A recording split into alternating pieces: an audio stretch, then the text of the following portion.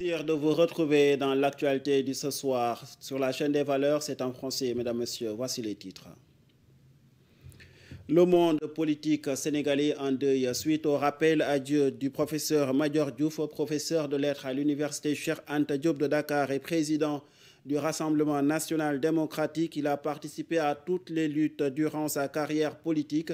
Ancien ministre de la Culture, son portrait vous est dressé dans ce journal par Alioune Seck. Farba Ngom, victime de sa richesse, ses avocats déplorent une entreprise ourdie pour liquider un adversaire politique qui a gagné sa base lors des dernières législatives. Accusé d'immixtion dans la sphère législative, le garde des Sceaux se lave à grande eau. Ousmane Diagne déclare que son département n'a rien à voir dans ce dossier.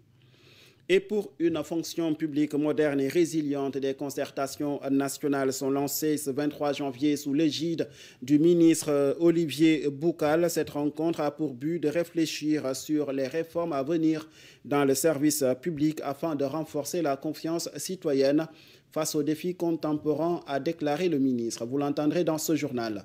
Voilà le sommaire. Tout de suite, le développement.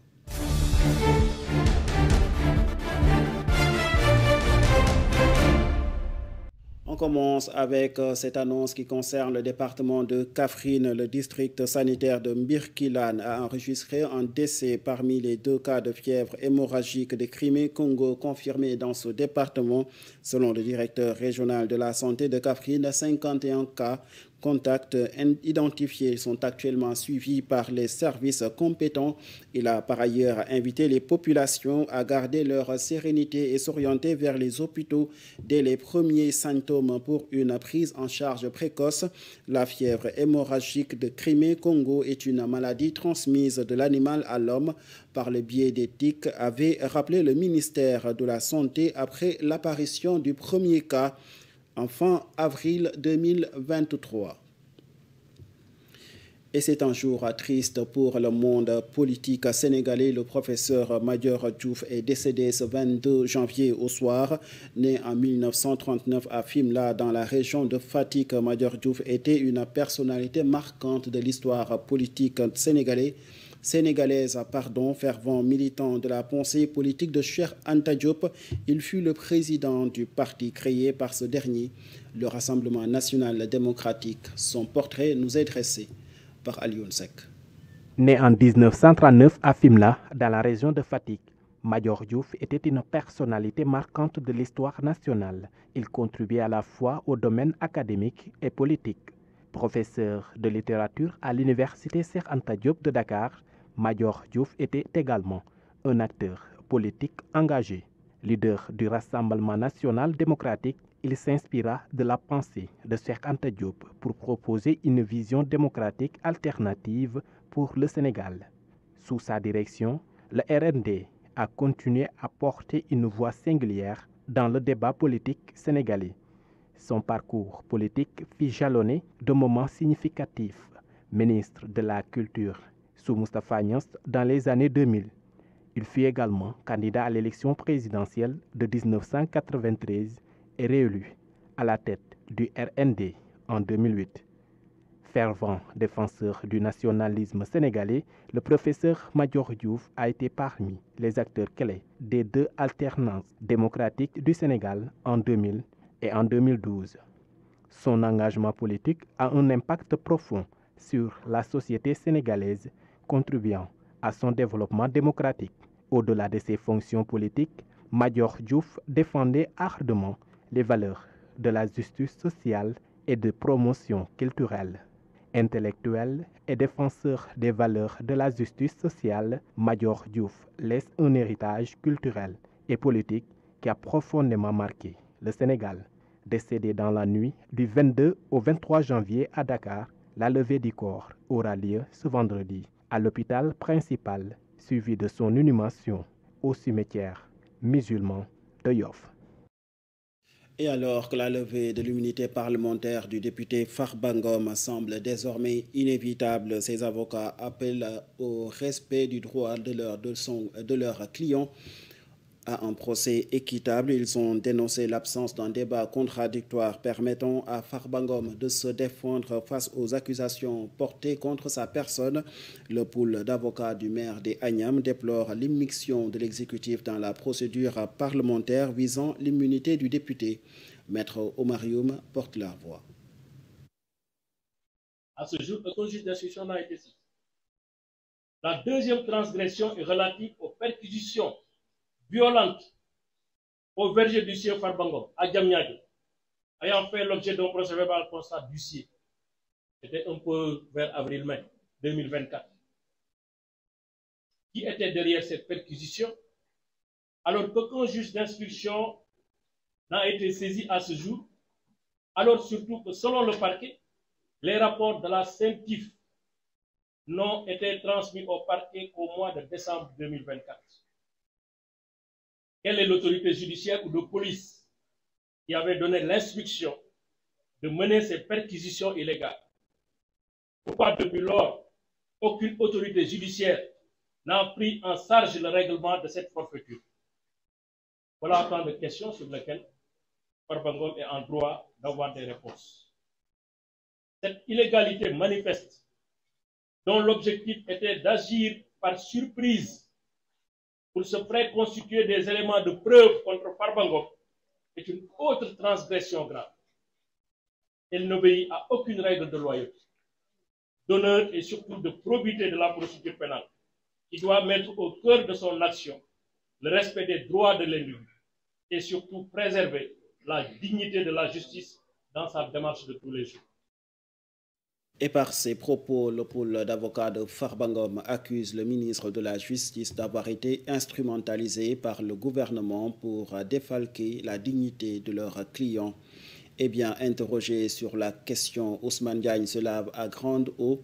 Le ministre de la Justice a déclaré que le département qu'il dirige n'a rien à voir dans ce dossier Farba Ngom. Suivons ses propos au micro de Alioune Seck et Cheikh Oumar Tall.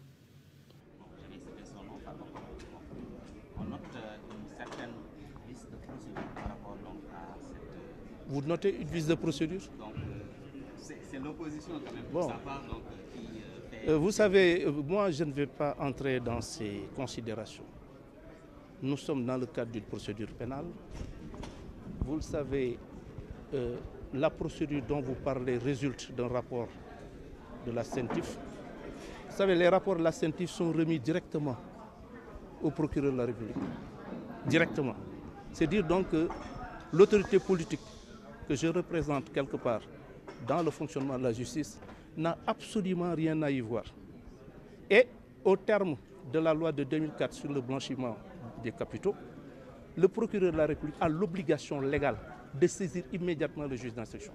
En l'espèce, c'est la qualité de la personne mise en cause et que vous venez de citer qui, évidemment, entraîne ces contraintes procédurales que nous nous efforçons de respecter justement pour préserver cette légalité qui nous préoccupe tant. Le ministre de la Justice, garde des Sceaux, présidait ce jeudi la conférence des chefs de parquet du Sénégal. Cette année, le thème a traité de la redynamisation des bureaux d'exécution des peines et réponse à la problématique de la surpopulation carcérale. L'objectif de cette conférence était d'échanger sur les principes de fonctionnement des services ainsi que l'exécution des décisions de justice au Sénégal, selon le ministre. Ces propos sont recueillis par Alioune Seck, Cheikh Oumar Tall. Comme vous le savez donc, chaque année, les procureurs de la République, les procureurs généraux près les cours d'appel du Sénégal se retrouvent avec le garde des Sceaux, ministre de la Justice ainsi que le directeur des affaires criminelles et des grâces qui en est le maître d'œuvre et l'ensemble des directeurs du ministère de la Justice pour réfléchir sur un thème d'actualité résultant justement de l'examen du fonctionnement de nos juridictions. Cette année, nous avons privilégié le principe de la redynamisation des services d'exécution des peines, service essentiel dans le fonctionnement des parquets, parce que c'est un bon fonctionnement de ce service qui permet effectivement aux décisions de justice d'être exécutées et évidemment de permettre à l'administration de la justice, au service public de la justice, de contribuer de façon substantielle à générer des ressources nécessaires au bon fonctionnement de tous les services. Évidemment, il y a par ailleurs la réponse au problème de la surpopulation carcérale, qui est un problème réel, parce que comme on l'a déjà dit, cette population croît de façon inquiétante et il est tout à fait normal, il est tout à fait impératif même de devoir y apporter les réponses appropriées. Fixer les nouvelles règles en matière d'investissement au Sénégal. Le forum Invest in Sénégal est prévu cette année au mois d'avril.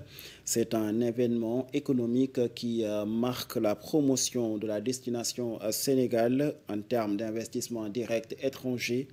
Et pour ce qui est du tourisme, le chef de l'État a souligné l'urgence de renforcer la sécurité des zones touristiques au Sénégal. C'était lors du Conseil des ministres de ce mercredi. La lecture avec le ministre porte-parole du gouvernement, Moustapha Ndiaye. Un moment fort de cette nouvelle dynamique sera le forum Invest in Sénégal qui se tiendra en avril. Cet événement permettra de montrer au monde entier que le Sénégal est une destination de choix pour les investissements. Notre ambition est de mobiliser 5 600 milliards de francs CFA des secteurs privés national et international entre 2025 et 2029 afin de financer des projets qui auront un impact direct sur nos vies. Le troisième point a été consacré à la relance et au développement du secteur touristique. Comme vous le savez, le tourisme est une source énorme de richesse pour notre pays. Il peut non seulement générer des revenus importants, mais aussi créer 500 000 emplois d'ici 2050. Pour y parvenir, plusieurs actions sont prévues. Valoriser notre patrimoine naturel et culturel, promouvoir nos destinations touristiques pour attirer davantage de visiteurs étrangers et sécuriser nos zones touristiques en renforçant la police touristique. Très bientôt, une réunion interministérielle définira les mesures prioritaires pour relancer ce secteur stratégique.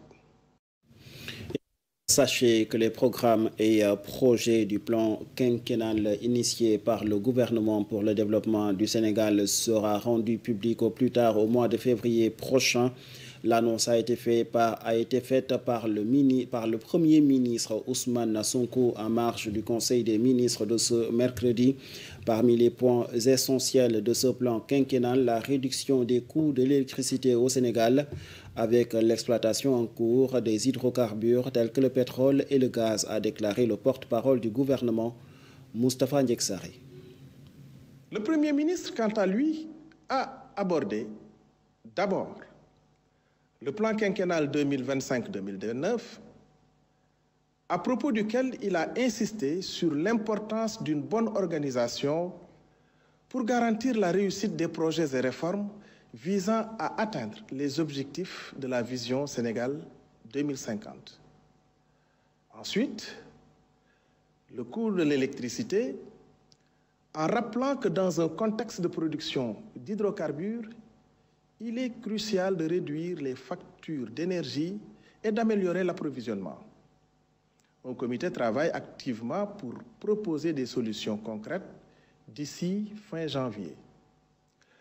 Le troisième point a porté sur la valorisation des ressources phosphatées. À ce titre, une stratégie nationale est en cours pour mieux exploiter cette richesse, avec un potentiel d'environ 2 000 milliards de francs CFA de chiffre d'affaires à l'horizon 2050. Il a terminé sur les problèmes d'Air Sénégal et d'AIBD SA. Des solutions sont à l'étude et le gouvernement prépare des réformes pour relancer ces entités et résoudre leurs problèmes de gestion. Et pour une administration plus efficace et résiliente, les acteurs se sont mobilisés à travers une démarche inclusive.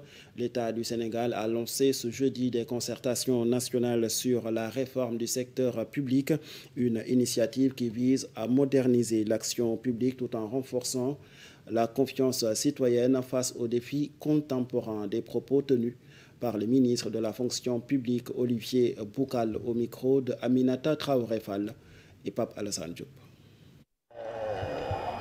Ce jour aussi constitue en tout cas un pas important dans la réforme des services publics, puisqu'il faut un agenda également à l'image de l'État qui a un agenda de transformation.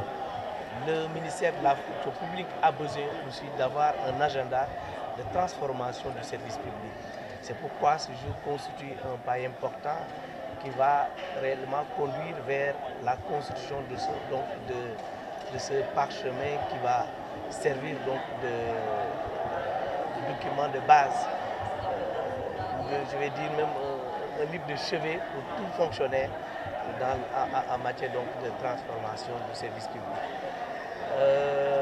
L'administration, il faut le rappeler, est marquée par beaucoup de problèmes liés notamment aux lenteurs administratives, aux lourdeurs de ces procédures, mais également à des processus vraiment chronophages, ce qui explique réellement des difficultés de nos concitoyens qui peinent réellement à avoir accès à un service beaucoup plus proche, beaucoup plus efficace, et surtout pour l'efficacité de la dépense publique. C'est pourquoi aujourd'hui, il est important et il urge d'engager des réflexions sérieuses sur le service public pour voir comment amorcer réellement une feuille de route très claire. Présent, l'actualité internationale nous mène tout près de chez nous, au Mali, au Niger, au Burkina Faso. Ces trois pays, à travers l'Alliance des États du Sahel, ont informé l'opinion confédérale et internationale sur la mise en circulation des passeports estampillés AES à compter du 29 janvier 2025. Cela entre dans le cadre de la mise en œuvre de la feuille de route de l'AES, en particulier les aspects relatifs à la libre circulation des citoyens. Toutefois, les anciens passeports demeurent valables jusqu'à leur date d'expiration. Néanmoins, le président de la Confédération de l'AES rassure sur les dispositions utiles qui seront prises pour garantir l'effectivité de la libre circulation des personnes et des biens. Et puis aux États-Unis, les flammes menacent de nouveau la région de Los Angeles alors que les pompiers californiens sont pratiquement venus à bout des incendies qui ont ravagé certains quartiers de la Cité des Anges depuis janvier et fait au moins 24 morts. Un brasier gigantesque s'est déclaré à nouveau au nord de la ville. Poussées par des vents violents, secs et chauds, les flammes se sont propagées à une vitesse terrifiante. En quelques heures, plus de 4000 hectares de végétation sont partis en fumée. Selon des données des pompiers californiens, près de 32 000 habitants sont menacés par les flammes et plus de 4600 soldats du feu, des Canadair et des hélicoptères bombardiers d'eau ont rapidement été déployés sur place pour tenter de circonscrire le brasier. C'est la fin de cette édition. Merci de l'avoir suivi et très bonne suite de programmes sur nos antennes.